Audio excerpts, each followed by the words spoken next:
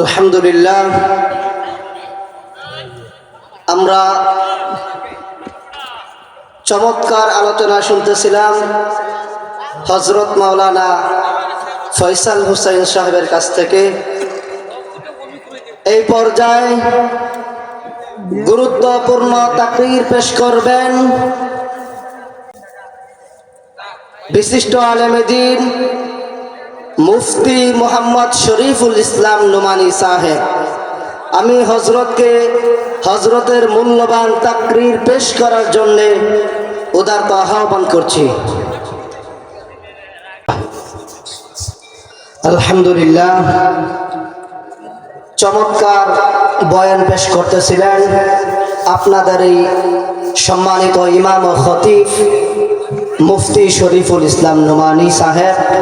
আল্লাহ তাআলা হজরতের হায়াতে ইলমে সৌতে বরকত দান করেন, সকলে পড়ি আমিন। মুহতারাম হাজরিন, এই পর্যায়ে গুরুত্বপূর্ণ তাকরীর পেশ করবেন বিশিষ্ট ইসলামী চিন্তাবিদ হযরত মাওলানা মুফতি রফিকুল ইসলাম রফিকি সাহেব, খতিব মুস্তফা জামে মসজিদ গাজীপুর, ঢাকা।